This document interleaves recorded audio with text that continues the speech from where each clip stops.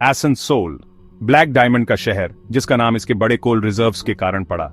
कई जनरेशन तक कोल ने भारत की ट्रेनों, फैक्ट्रियों और घरों को पावर दी, जिससे पूरे देश से लोग यहां आए। आसनसोल एक मेल्टिंग पॉट बन गया।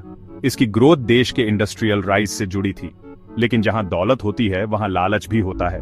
जिस कोल ने फॉर्च्यून बनाए, उसी ने क्राइम को भी बढ़ावा दिया। एक शैडो इकोनॉमी उभरी। इलीगल माइनिंग, स्मगलिंग और एक्सटॉर्शन शहर के अंडरबेली में खूब फले फूले। कोल माफिया ने डर के जरिए पावर हासिल की, मेहनत से नहीं। उनकी पकड़ ने सिस्टम्स को करप्ट किया, वर्कर्स को डराया और इंडस्ट्री और क्राइम के बीच की लाइन को धुंधला कर दिया। शहर की कहानी सिर्फ प्रोग्रेस की नहीं है, बल्कि उन लोगों के खिलाफ स्ट्रगल की है जिन्होंने इसकी दौलत का एक्सप्लॉयटेशन किया। यह जर्नी आसनसोल के डार्क पास्ट, कोल माफिया के राइज और इसके फ्यूचर को रिक्लेम करने की लड़ाई को एक्सप्लोर करती है। यह रेजिलियंस की कहानी है, एक शहर जो जख्मी हुआ पर टूटा नहीं। अपनी शैडोज के बावजूद आसनसोल एक ब्राइटर टुमारो के लिए लड़ता रहता है। इसकी सोल के लिए लड़ाई अभी खत्म नहीं हुई है। 1980 और 90 के दशक, आसनसोल के कोल माफिया ने लोहे के हाथों से राज किया। इलीगल माइनिंग खूब फली फूली, गवर्नमेंट लैंड को दिन रात चोरी छिपे छीला गया। माफिया सब कुछ कंट्रोल करता था, डिगिंग, ट्रांसपोर्ट और एक ब्लैक मार्केट एम्पायर। उनकी पावर डर से आती थी। ऑफिशियल्स को धमकाया जाता, जर्नलिस्ट्स को चुप कराया जाता, गांव वालों को मजबूर किया जाता या खरीदा जाता था। उन्होंने खुद को बेनिफैक्टर्स के रूप में पेश किया, लेकिन यह लॉयल्टी बनाने और अपने क्राइम को छिपाने का एक दिखावा था। माफिया का इन्फ्लुएंस ट्रांसपोर्ट यूनियंस और लोकल बिजनेसेस तक फैल गया। प्रोटेक्शन मनी की मांग की जाती थी। मना करने का मतलब था आगजनी, नुकसान या वायलेंस। माफिया का शब्द कानून बन गया, जिसे आर्म्ड गुंडों द्वारा लागू किया जाता था। बदनाम डॉन शानो शौकत से रहते थे, पॉलिटिकल कनेक्शंस द्वारा प्रोटेक्टेड थे। क्राइम और पॉलिटिक्स आपस में उलझ गए, जिससे पुलिस बेबस या कॉम्प्रोमाइज्ड हो गई। आम लोगों के लिए जस्टिस एक दूर का सपना था। सर्वाइवल का मतलब था कोल किंग्स के सामने झुकना। शहर की स्पिरिट को परखा गया, लेकिन वह टूटी नहीं। डर का राज हमेशा नहीं रहने वाला था। 1990 का दशक, आसनसोल की सड़कें युद्ध के मैदान बन गईं।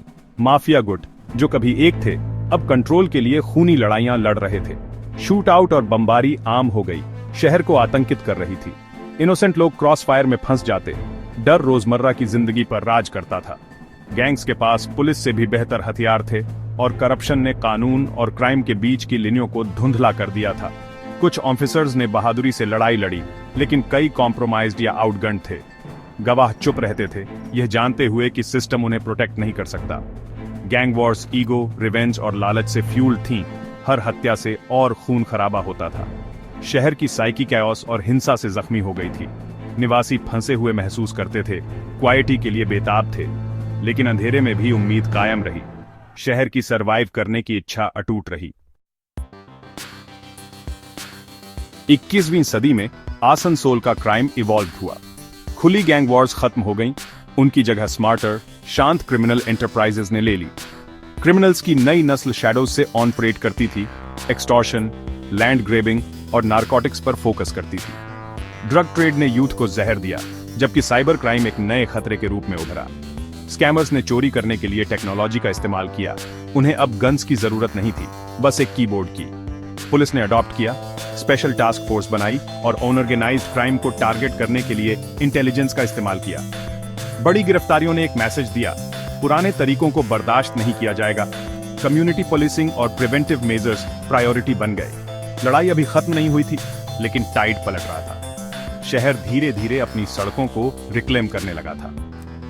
आसनसोल की रेजिलियंस को परखा गया, लेकिन उसने सरेंडर करने से इनकार कर दिया। क्राइम के खिलाफ लड़ाई एक नए युग में प्रवेश कर गई। शहर का फ्यूचर रीराइट किया जा रहा था। आज आसनसोल एक ट्रांजिशन में है, हर फ्रंट पर टर्न वॉर कर रहा है। एक प्रोएक्टिव पुलिस फोर्स एक नए कमिश्नरेट द्वारा एम्पावर्ड लीड कर रही है। पेट्रोलिंग तेज कर दी गई है और टेक्नोलॉजी, हजारों सीसीटीवी कैमरास निगरानी रखते हैं। ये आंखें क्राइम को रोकती हैं और केसेस सुलझाने में मदद करती हैं, जिससे पब्लिक ट्रस्ट बहाल होता है। डेडिकेटेड हेल्पलाइन क्राइम रिपोर्ट करने और हेल्प मांगने को आसान बनाती हैं। सबसे इंपॉर्टेंट बात, पब्लिक अब चुप नहीं है। कम्युनिटी वॉच प्रोग्राम्स और अवेयरनेस कैंपेन सिटीजन्स को एक्ट करने के लिए एम्पावर करते हैं। लोग समझते हैं कि सेफ्टी एक शेयर की गई जिम्मेदारी है। पुलिस और कम्युनिटी के बीच की पार्टनरशिप क्रिमिनल्स के लिए जगह कम करती है।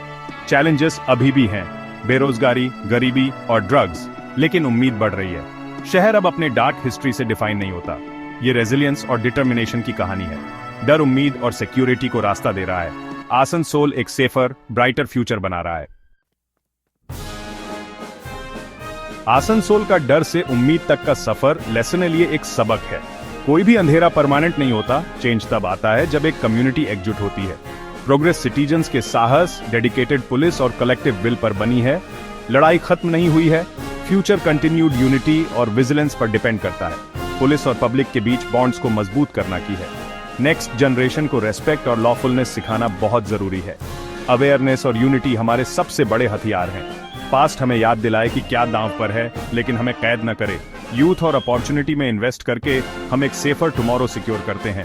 एक साथ आसनसोल यह तय कर सकता है कि उसका नया सवेरा स्थायी हो, सभी के लिए क्वालिटी, प्रोग्रेस और सिक्योरिटी का फ्यूचर।